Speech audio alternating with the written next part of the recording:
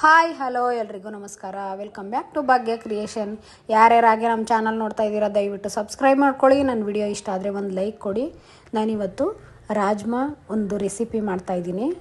ತುಂಬಾ ಚೆನ್ನಾಗಿರುತ್ತೆ ಇದು. ರೈಸ್ಗೆ, ಚಪಾತಿಗೆ, ಪೂರಿಗೆ, ಪರೋಟಾಗೆ, ರೋಟಿಗೆ ಯಾವುದಕ್ಕಾದರೂ ಕಾಂಬಿನೇಷನ್ ಸೂಪರಾಗಿರುತ್ತೆ.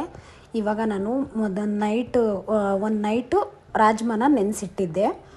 ಏಕೆಂದರೆ ಅದು ನೆಂದ್ರೇ ಒಣಗಿರುತ್ತಲ್ವ, ಕಾಳು ನೆಂದ್ರೇ ಬೇಗ ಬೇಯೋದು, ಚೆನ್ನಾಗಿ ಬೇಯಬೇಕಲ್ವ. ಹಾಗಾಗಿ ಓವರ್ ನೈಟು ನೆನೆಸಿಟ್ಬಿಟ್ಟು ನಾನು ಅದನ್ನೆಲ್ಲ ವಾಶ್ ಮಾಡಿ ಇವಾಗ ಒಂದು ಕುಕ್ಕರ್ಗೆ ಸ್ವಲ್ಪ ಉಪ್ಪು ಮತ್ತು ನೀರನ್ನು ಅದಕ್ಕೆ ಬೇಯೋದಕ್ಕೆ ಎಷ್ಟು ಬೇಕು ಅಂದರೆ ನೆಂದಿರೋ ಕಾಳಲ್ವ, ಒಂದು ಮೀಡಿಯಮಲ್ಲಿ ನೀರು ಇಟ್ಬಿಟ್ಟು ನಾನು ಗ್ಯಾಸ್ ಹಚ್ಚಿ ಕುಕ್ಕರ್ನ ಇಟ್ಟು ಲಿಡ್ಡನ್ನ ಕ್ಲೋಸ್ ಮಾಡಿ ಬೇಯೋಕ್ಕೆ ಇಟ್ಕೋತಾ ಇದ್ದೀನಿ.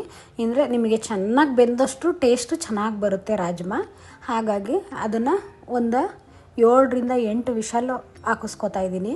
ಅಂದರೆ ಅದು ಚಿಕ್ಕ ಕುಕ್ಕರ್ ಅಲ್ವ, ಹಾಗಾಗಿ ದೊಡ್ಡದಾದರೆ ಸ್ವಲ್ಪ ಲೇಟಾಗಿ ಬೇಯುತ್ತೆ, ಚಿಕ್ಕದ್ರಲ್ಲಿ ಬೇಗ ಬೇಗ ವಿಷಲ್ ಕೂಗ್ಬಿಡುತ್ತೆ. ಹಾಗಾಗಿ ಇವಾಗ ಆ ಕಡೆ ಬೇಯೋದಕ್ಕೆ ಇಟ್ಕೊಂಡು ಈ ಕಡೆ ಒಂದು ಬಾಣಲಿ ಇಟ್ಕೊಂಡು ಇಲ್ಲಿ ಬೆಣ್ಣೆ ಹಾಕ್ಕೊಂಡಿದ್ದೀನಿ. ಬೆಣ್ಣೆ ಹಾಕ್ಕೊಂಡು ಮಸಾಲೆ ಐಟಮ್ಗಳ್ನ ಹಾಕ್ಕೋತಾ ಇದ್ದೀನಿ. ಅಂದರೆ ನಿಮಗೆ ಸ್ಪೈಸಿ ಬೇಕು ಅಂತಂದರೆ ಹಾಕ್ಕೊಳ್ಳಿ, ಇಲ್ಲ ಅಂದರೆ ಲೈಟಾಗಿ ಹಾಕ್ಕೊಳ್ಳಿ. ಒಂದು ಪಲಾವ್ ಎಲೆ, ಒಂದು ಚಕ್ಕೆ, ಒಂದು ಮೊಗ್ಗು, ಸ್ವಲ್ಪ ಇಲ್ಲಿ ಜೀರಿಗೆ ಹಾಕ್ಕೋತಾ ಇದ್ದೀನಿ ಒಗ್ಗರಣೆಗೆ.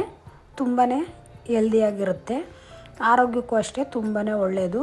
ಒಳ್ಳೆ ಪ್ರೋಟೀನು ಎಲ್ಲ ಸಿಗುತ್ತೆ ನಮಗೆ, ಕಾಳುಗಳೆಲ್ಲ ತಿಂತಾ ಇರಬೇಕು. ಹಾಗಾಗಿ ಇಲ್ಲಿ ನಾನು ಸಣ್ಣಗೆ ಕಟ್ ಮಾಡಿ ಇಟ್ಕೊಂಡಿರೋ ಅಂಥ ಈರುಳ್ಳಿನ ಮತ್ತು 2 ಹಸಿರು ಮೆಣಸಿನ್ಕಾಯಿನ ಸೀಳ್ಬಿಟ್ಟು ಹಾಕಿದ್ದೀನಿ. ಈಗ ಇದು ಚೆನ್ನಾಗಿ ಫ್ರೈ ಆಗಲಿ.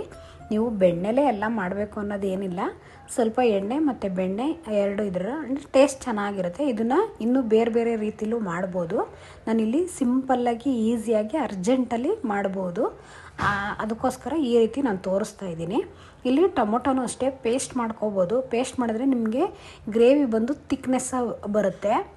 ಬಟ್ಟು ಟೈಮ್ ಇಲ್ಲ, ಅಕಸ್ಮಾತ್ ಕರೆಂಟ್ ಇಲ್ಲ ಅಂತಂದಾಗ ಈ ರೀತಿ ನೀವು ಕಟ್ ಮಾಡಿಬಿಟ್ಟು ಸಣ್ಣ ಕಟ್ ಮಾಡ್ಕೊಂಡಿದ್ದೀನಿ ನೋಡಿ. ಆದಷ್ಟು ಸಣ್ಣ ಕಟ್ ಮಾಡಿಕೊಂಡು ಇದನ್ನು ಫ್ರೈ ಮಾಡೋಕ್ಕೆ ಹಾಕ್ಕೊಂಡು ಸ್ವಲ್ಪ ಫ್ರೈ ಮಾಡಿದ್ದೀನಿ. ಮತ್ತು ಇಲ್ಲಿ ಶುಂಠಿ ಬೆಳ್ಳುಳ್ಳಿ ಪೇಸ್ಟನ್ನು ಒಂದು ಅರ್ಧ ಟೇಬಲ್ ಸ್ಪೂನಷ್ಟು ಹಾಕ್ಕೋತಾ ಇದ್ದೀನಿ. ಏಕೆಂದರೆ ನಾವು ಮಸಾಲ ಐಟಮ್ಗಳ್ನ ಹಾಕಿದ್ದೀವಲ್ವ, ತುಂಬಾ ಹೆವಿ ಆಗಿಬಿಡುತ್ತೆ ಮಸಾಲ.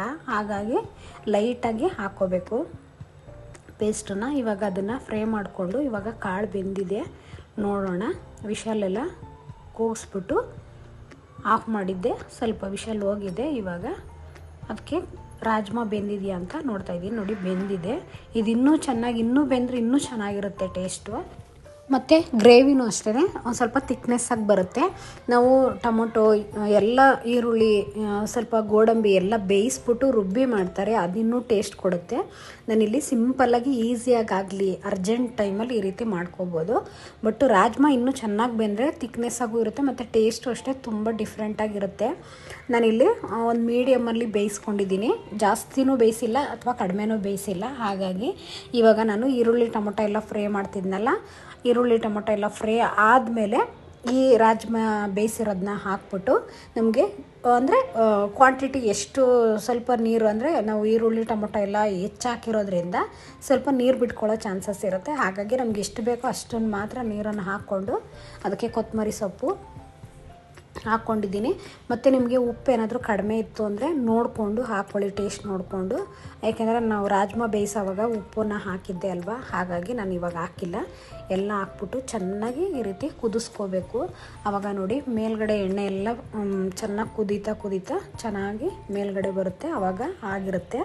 ಒಟ್ಟಿನಲ್ಲಿ ಚೆನ್ನಾಗಿ ಕುದಿಸ್ಬೇಕು ನಾವು. ರಾಜ್ಮಾ ಎಲ್ಲ ಹಾಕಿದ್ಮೇಲೆ ಆವಾಗಲೇ ನಮಗೆ ಸ್ವಲ್ಪ ಮಸಾಲ ಎಲ್ಲ ರಾಜ್ಮಾಗೆ ಹೊಂದ್ಕೊಳ್ಳುತ್ತೆ. ಆವಾಗ ನಮಗೆ ತಿನ್ನೋದಕ್ಕೂ ಅಷ್ಟೇ ಟೇಸ್ಟು ಸಖತ್ತಾಗಿರುತ್ತೆ.